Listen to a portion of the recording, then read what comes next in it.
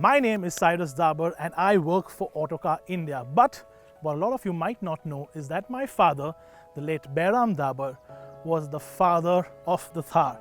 So the Thar is always going to be a special car for me and my family. But what makes this video very special to me today is the fact that I, the son of the father of the Thar, gets to bring to all of you the son of the Thar, the brand new Mahindra Thar. But before we actually get into direct head-to-head comparison, let me take you through a bit of history on how the original Thar was born.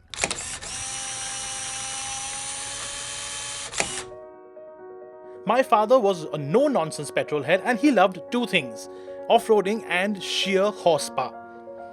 And while the likes of the original CJ340 or even the MM540 were great off-road with their rudimentary suspension and torquey diesel engines, they just were not fast enough for him on the road to and from the off-road destination. And in this thirst for more power, he assembled a small team of petrol heads at Mahindra's R&D division in Nasik and secretly installed a 2.5-litre CRDE engine into the body of an MM540. And thus was born this, the first ever prototype Thar and an absolute legend in the off-road community in India. Of course, there were naysayers galore, but all of these were put into their place with their jaws on the floor when this unassuming black prototype was taken to an off-road event in 2010, which was by far the biggest one the country had seen until that point. Tackling every single obstacle with an ease, the car lit up all the online forums on fire and finally was green-lit for production. Now, when the original Thar was launched back in 2011, it didn't really have any competition as such and direct rivals, and honestly through its life cycle it hasn't really had any real direct competitors taking it on. That said, it's the same with the new one as well, because the new one doesn't really have any direct competition either. In fact, the only real benchmark that we can take it up against is the older Thar. So we thought, why not get them both together and why not throw them straight in the deep end on the rough stuff to see whether the new Thar can handle the dirt as well as the old one can.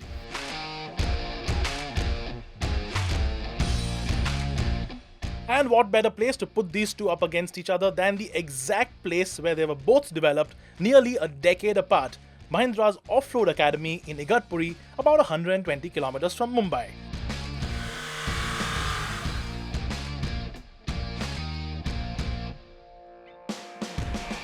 You know, I must have come to the Mahindra Off-Road Academy dozens of times in the last 10 years or so, but it still reminds me of that first time I ever came here.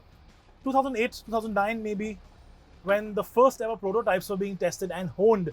And this is where the car's off-road ability was really mastered. In fact, we're passing by the first ever obstacle up there, an obstacle whose name I maybe cannot say out loud on this video, but it was difficult. It was so difficult, in fact, that in all the years I've come here, and they don't use it anymore, but in all the years I've actually driven here, I've managed to complete it only once. And that's really where this Thar came into its element, because off-road, the kind of punishment it took was just so much. And coming here and driving this car again, one of these early Thars off-road, really brings back memories and it sort of refreshes my off-road skills as well. And that's exactly what I need, because has the new one been jumped up a generation, or has the new one become that much better off-road, is what we're really here to find out. But before we really tackled what we had planned, it was time to hop into the new Thar for a few minutes and get a quick first impression on how it performs off-road. Now, getting straight out of that old Thar and into the new one, the first thing that's very, very obvious is just how easy the new one is to drive, and also how much more comfortable and quieter it is. Honestly, with that extra power going through an obstacle like we're doing now, this obstacle feels mildly technical in the older Thar, but in this one, 10 kilometers an hour, about 1000 RPM, second gear, low ratio engaged, and it's just genuinely waltzed through. Now, of course, we're going to do a lot more here, like say go down a couple of steep hills and test that hill descent control, go through a bit of water, test that water fording capability, and of course that true test of every off-roader, the articulation test. But first impressions, the new Thar with its more powerful engine honestly feels just so much nicer to drive off-road. Is it a little more rugged? Probably not, but it's definitely going to make those amateur off-roaders feel a lot safer, a lot more comfortable driving off-road as compared to, say, what the old Thar made them feel. That is a big improvement.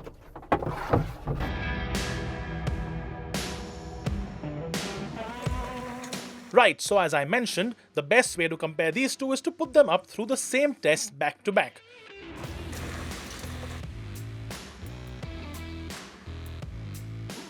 And the first one was to find a steep slope and see how the two performed climbing up and getting down. First up, getting up the hill. The hill in question has a slope of about 30 or 35 degrees, which in off-road terms is quite easy. To keep things equal, both cars had to do the same incline from a standstill and in second gear too. While both the Thars made it up the hill with no real issue, the way they made it up was totally different. While the old car needed a heavy-footed approach, constantly keeping it in the torque band, the newer Thar on the other hand seemed to do it with no drama at all. No wheel spin, no kicking up dust, just a boot full of torque and an effortless climb. Of course, what goes up must come down, and things were even simpler going down that hill. While in the old Thar you can do it the old-fashioned way by leaving it in 4 low and first gear and let the engine braking do its job for you, the new Thar has hill descent control that even lets the most novice off-roader do frankly scary descents with absolute panache.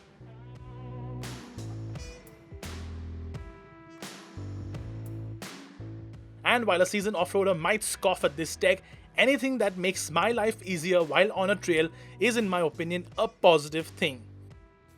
Next up, it was time to tackle some water. Now, let me be perfectly honest. I personally hate putting a car through water if it doesn't need to go through it. Doing a water crossing as an obstacle when absolutely necessary is one thing, but driving into a pond or a river for no fun is something that irks me. Now on paper, the older Thar has 500 mm of water fording capability, while the new one has 650 mm. This is mainly due to the fact that the intake is placed higher in the bonnet.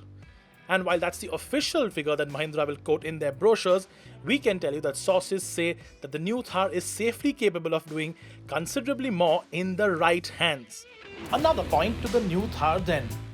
Now, one of the measures of how good an off-road car is by the amount of articulation it has. Now, in layman's terms, articulation is the amount of travel that the suspension allows one tire to have as compared to the tire on the opposite side of the vehicle. Now, the one thing that the new Thar actually has a little bit less of as compared to the older Thar in terms of off-road capability is that articulation. That's because the rear has gone from leaf springs to multi-link suspension, and the front has gone from independent torsion bar to an independent coil spring, and that has severely affected how much articulation the front suspension and the rear suspension has. This is because a coil spring is limited by its freestanding height and a torsion bar isn't.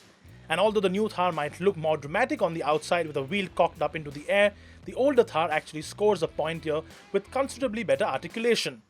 The leaf spring at the rear also allows for more travel, while the front suspension on both cars pretty much have the same articulation levels.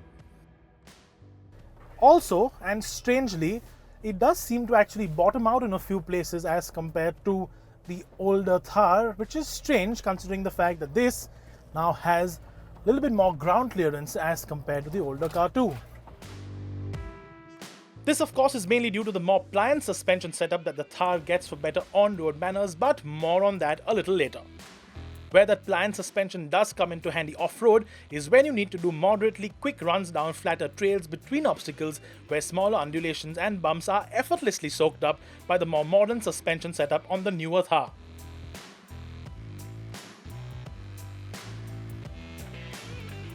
The older one feels bouncier and relatively more uncomfortable and throws you around a bit more, especially when the rear hits a big bump. And finally, since we're talking about off-road capability, it's the perfect time to end with talking about actual placement of the four-wheel drive levers in the cabin too. Both the Thars have a low ratio option, and the 4x4 can be engaged with a good old-fashioned lever that gives a satisfactory clunk when you engage it. The new Thar has the 4x4 lever now placed in the center console on the left side of the gear lever, and you don't need to reach for it, and that honestly is ergonomically just so much more nicer.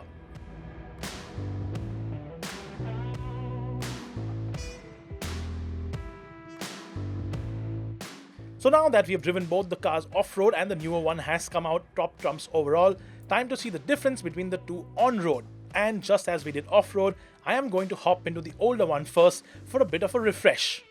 Now the generation gap between these two cars gets a lot more obvious when you drive them back to back on tarmac or on the road. The first thing you realize is the fact that the NVH levels on this car are a lot higher than the ones on the newer Thar. Even with the aftermarket hardtop that this car has, that sort of cuts out a whole bunch of the ambient noise that the factory canvas roof would not have. In comparison, on the go, the new Thar feels so much more quieter, especially with the hardtop on. The soft top, however, does have a considerable amount of flutter over triple-digit speeds, but if it is city speeds that your Thar will end up doing, the noise levels are considerably lower than what one would expect. Now the difference of power between the two cars is quite obvious. There is definitely a power deficit in the older version as compared to the newer one. Now the older one, of course, had a 2.5 litre engine that made 105 horsepower and 247 Newton meters of torque, as compared to the newer Thar that gets a 2.2 litre engine and makes 132 horsepower and 300 Newton meters of torque. As these figures show, the 0 to 100 km/h sprint in the new Thar is considerably faster at 13.36 seconds as compared to 17.05 seconds for the diesel manual. In-gear acceleration performance too is much better, making the newer Thar a lot easier to drive, especially on the highway when you need that little bit extra poke to pass slower moving vehicles. Now, although those figures quantify the difference in power between the two cars really well, that's just half the story. The other half is the difference in the drivability of these two cars. Now, the way the horsepower, the peak horsepower on both these engines delivered is very similar in terms of the rev range, but the difference in the way the peak torque is delivered is very different. On the older Thar, the 247 Newton meters is between 1800 and 2000 RPM. That's just 200 RPM to play with.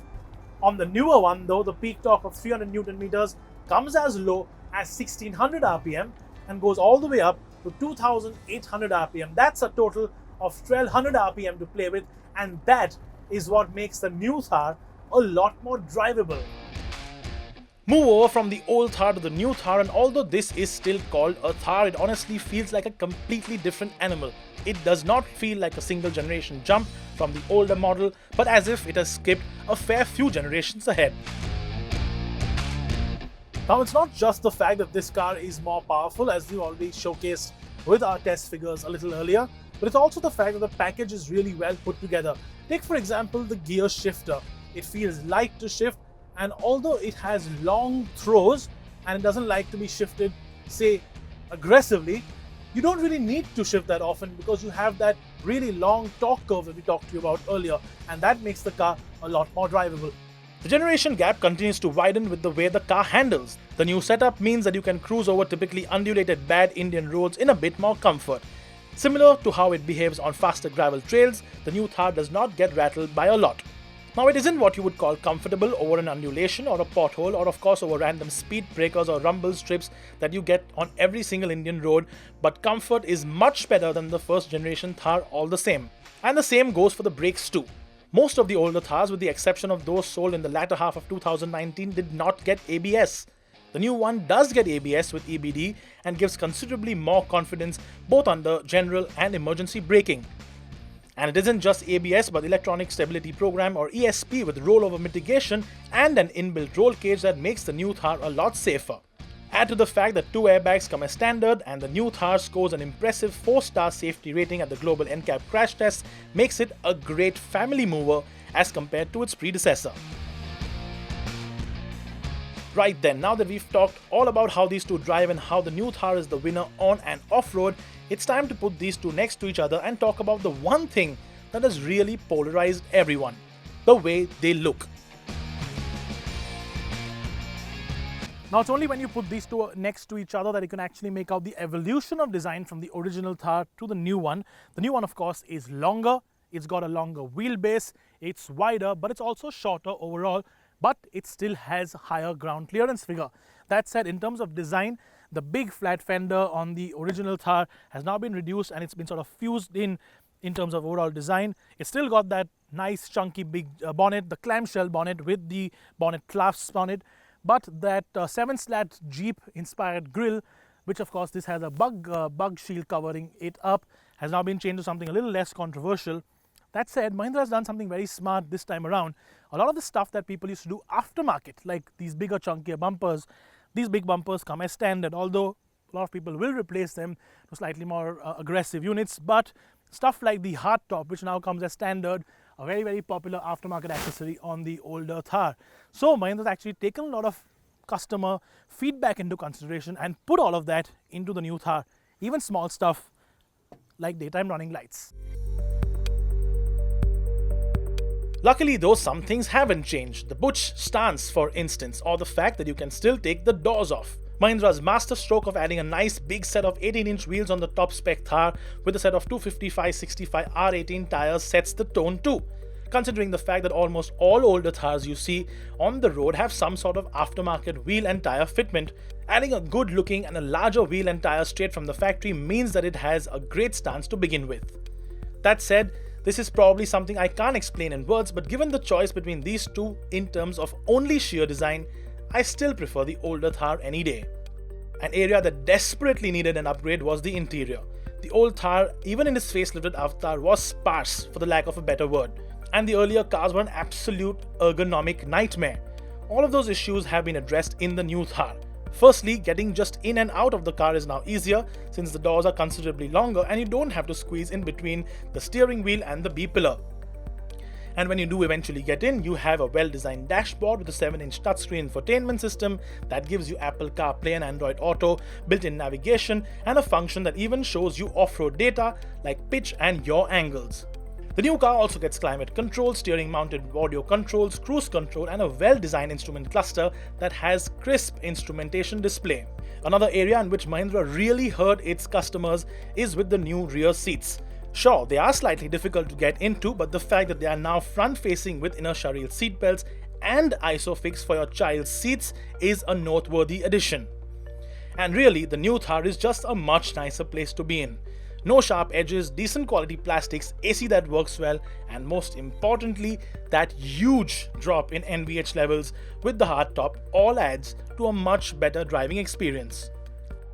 So, old Thar versus new Thar, what is our verdict? Now, there are definitely going to be a whole bunch of people who really like the old Thar and are going to be fans of the old Thar forever because of the kind of shape it has, because of the heritage it brings about, and because of its raw, crude nature. But evolution is inevitable, and this is one of the finest forms of evolution that I have seen in the Indian automotive sector for a long, long time.